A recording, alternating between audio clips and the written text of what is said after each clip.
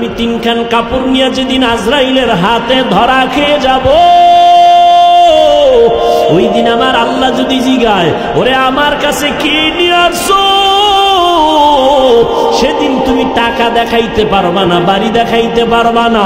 কই তোমার মা, কই আমার বাবা, কই আমার আত্মীয় স্বজন, কেউ আমার সাথে নাই, আমি একা। যদি বান্দা আমার রবের আপন বানাইয়া যাও, আর অন্ধকার কবরে যাওয়ার পরে যখন প্রশ্ন করা হবে, রবের পরিচয় দাও, ধর্মের পরিচয় দাও, রাহমাতুল লিল আলামিনের পরিচয় দাও, আমার আল্লাহ পাক জবাব দিয়া বলবে, ফেরেশতা এরে আর ডিস্টার্ব করিস না, এ আমার মোহাব্বতের গোলাম, জান্নাতের সাথে রাস্তা বানাইয়া দাও, বিছানা দিয়া দাও, আমার বান্দা আরামে ঘুমাবে, কিয়ামত পর্যন্ত কেউ যেন ডিস্টার্ব না করে। আর যদি নামাজ না নিয়া, বেপরদা হইয়া, গুনাহ নিয়া আজরাইলের হাতে ধরা খাইয়া কবরের মধ্যে যাও, গুনাহগারকে যখন বলা হবে রবের পরিচয় দে, বলবে হা হা লা আদরি। আর ধর্মের পরিচয় দাও, গুনাহগার বলবে হা হা লা আদরি, আফসুস আফসুস, আমি কিছুই জানি না। ওরে রহমতের নবীরে চিনোনি? কয় না, আমি চিনি না, আমি তো রহমতের নবীরে কখনো দেখি নাই, তা করি নাই, আমি হতভাগা। তখন নবী বলেন, আল্লাহ গায়বী আওয়াজ দিয়ে বলবেন, ও কবরের ফেরেশতারা, এই নাফরমানের আর সুযোগ দিও না, আমি দুনিয়াতে কম সুযোগ দেই নাই।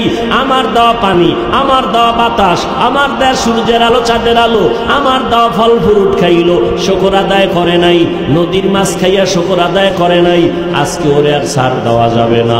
জাহান্নামের রাস্তা খুলিয়া কবরটাকে জাহান্নামের আগুন দিয়া ভরে দাও। আল্লাহ বলবেন, ও কবরের মাটি,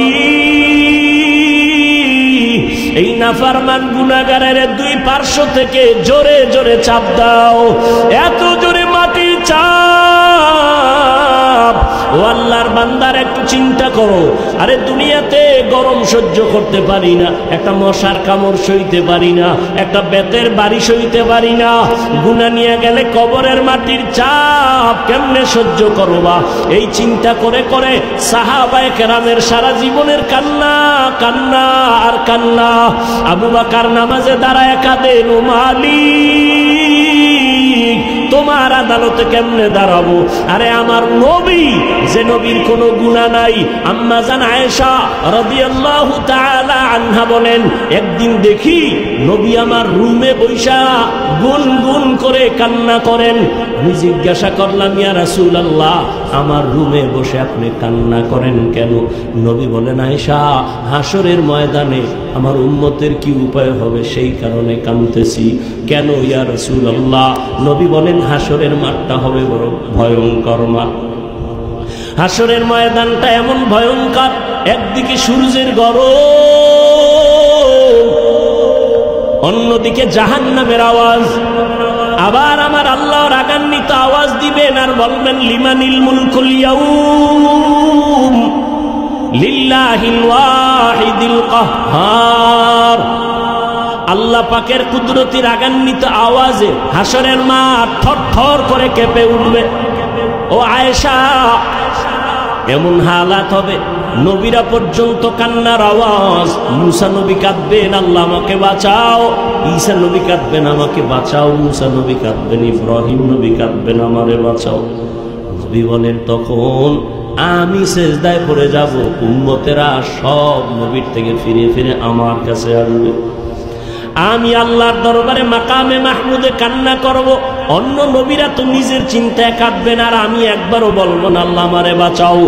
আমি কান্না করে আমার আল্লাহকে বলবো, আল্লাহ আমার উম্মত, আমার উম্মত, আমার গুনাহগার উম্মতেরে বাঁচাও। আমার একটা উম্মত যেন জাহান্নামে না যায়, জাহান্নামের আগুন সহ্য করা যাবে না। রব্বে কারিম বলবে, নবী কাঁদিয়েন না, উঠেন, আপনার উম্মতগুলো ধরে ধরে আপনি জান্নাতের দিকে নিয়ে যান। নবী বলেন, ও আয়েশা, আমি খুশি মনে আমার উম্মতগুলো ধরে ধরে জান্নাতের দিকে নিয়ে যাব।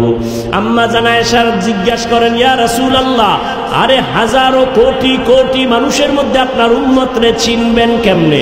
ওখানে তো মুসা নবীর উম্মত, ঈসা নবীর উম্মত, কত নবীর উম্মত থাকবে, আপনার উম্মত চিনবেন কি করে? নবী বলেন, ও আয়েশা, কিয়ামতের ময়দানে আমার যারা উম্মত 5 ওয়াক্ত নামাজ ওযু বানাইয়া আদায় করত, কিয়ামতের মাঠে আমার উম্মতের ওযুর জায়গাগুলো নূরের আলোতে চমকাইতে থাকবে। আমি দেখে ধরে ধরে জান্নাতের দিকে নিয়া, কাউসারের সামনে নিয়া আমি নবী নিজের হাতে আমার উম্মতের কাউসারের পানি পান করাবো, লাইনে দাঁড় করায় পানি পান করাবো।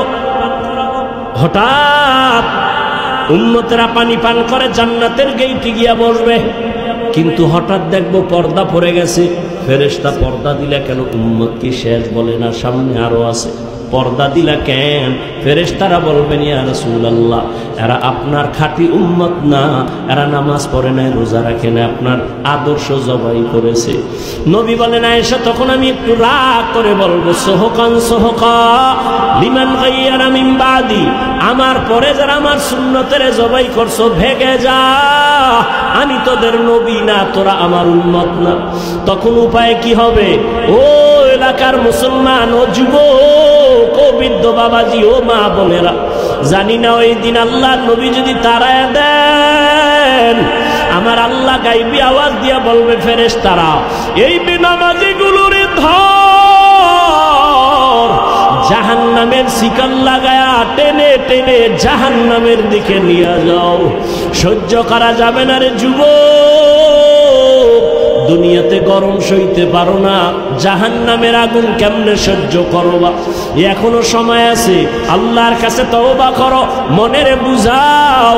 তোমার মতো কত যুবক স্কুল কলেজে পড়ে নামাজ ছাড়ে না, চাকরি করে নামাজ ছাড়ে না, ব্যবসা করে নামাজ ছাড়ে না, গাড়ি চালায় নামাজ ছাড়ে না। তুমি কেন পারো না রে বাবা?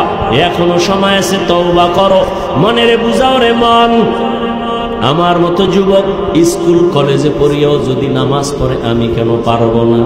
আমার মতো যুবক যদি মাছ ধরে নামাজ পড়ে, আমি কেন পারবো না?